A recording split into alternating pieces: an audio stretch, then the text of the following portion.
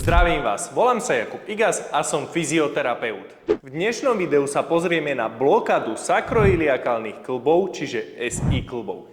Čo to je, prečo sa to stáva, ako sa to prejavuje a čo s tým môžeme robiť.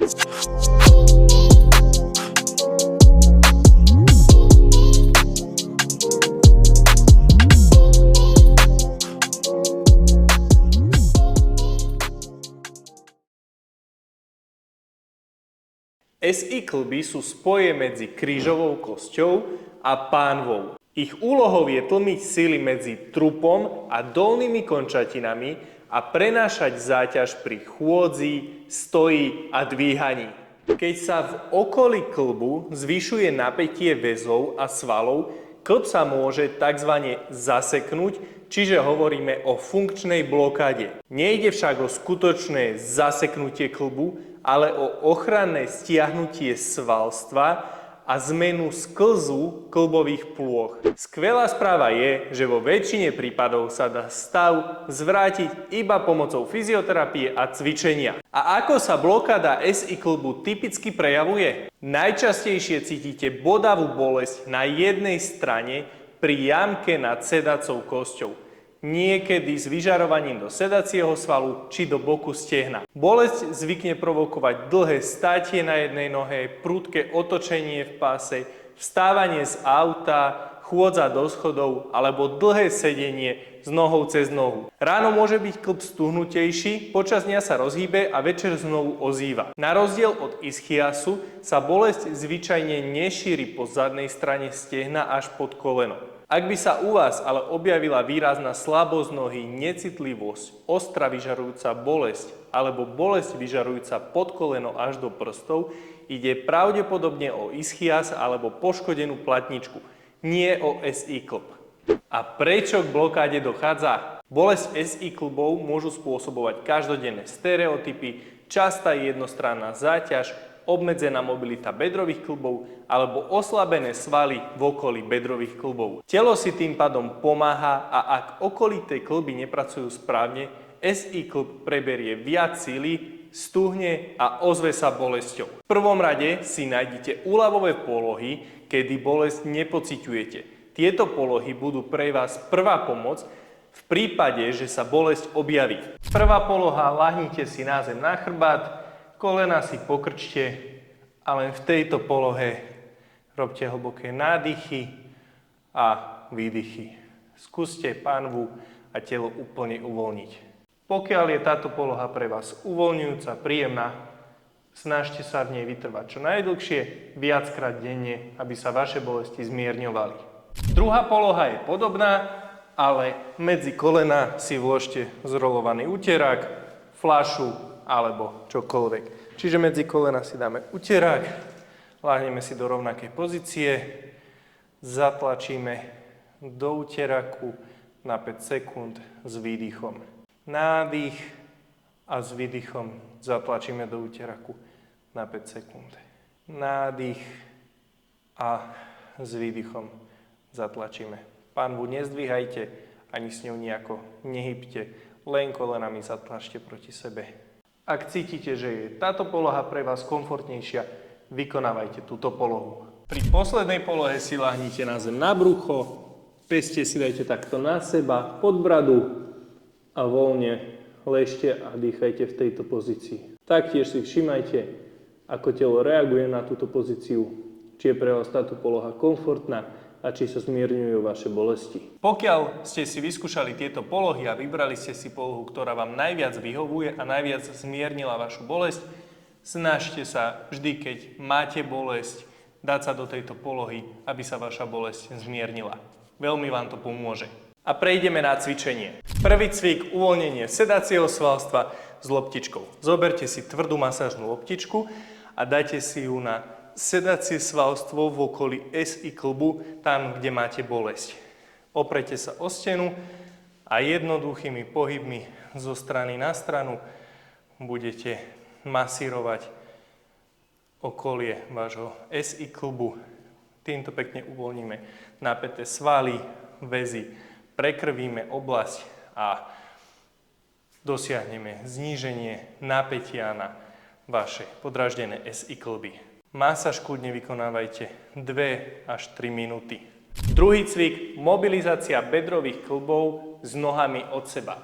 Dajte sa do tejto pozície, kolena roztiahnite čo najviac od seba, na zem sa dáte na lakte a budete vykonávať pohyb s pánvou dopredu a dozadu.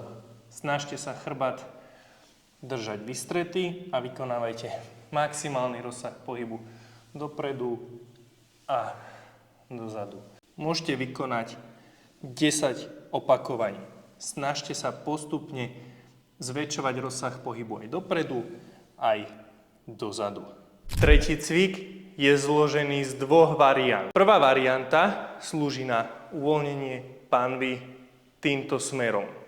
Druhá varianta slúži na uvoľnenie panvy presne opačným smerom. Tu si vyskúšajte obidve tieto varianty a porovnajte si, ktorá varianta vám viacej pomohla.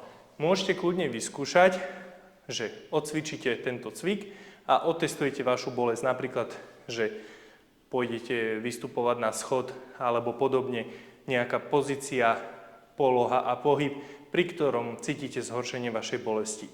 Následne vyskúšajte druhý cvik, ktorý si hneď ukážeme a znovu otestujete. Ten cvik, ktorý vám viacej pomohol od bolesti, ten vykonávajte častejšie počas dňa. Takže ruku si dajte na panvu a budete vykonávať 10 opakovaní dopredu a dozadu. Pri tomto cviku nemusíte dávať pozor na to, aby ste trup držali pevne. Tu ide o to, aby ste čo najviac dostali panvu dopredu. Pokiaľ nemáte nejaké vážne problémy s poškodenými platničkami, je to pre vás úplne bezpečné a je to v poriadku. Takže nádych a s výdychom do maximálneho prehnutia dopredu. Nádych a do maximálneho prehnutia. Noha, koleno je na zemi tej nohy, na ktorej strane máte bolesť. Čiže pokiaľ máte bolesť na pravej strane, cvik vykonávate na pravú nohu. Následne si ukážeme druhú variantu cviku, ktorú som spomínal, že sa panva hýbe do opačného smeru, ako pri tomto cviku. Láhnete si na chrbát a s výdychom priťahujete koleno ku hrudníku. Len jednej nohy na tej strane, kde máte bolesť. Nádych a výdych. Taktiež vykonajte 10 opakovaní a po odcvičení cviku si otestujte vašu bolesť. Nádych a výdych. Na ďalší cvik budeme potrebovať takýto gumový expander.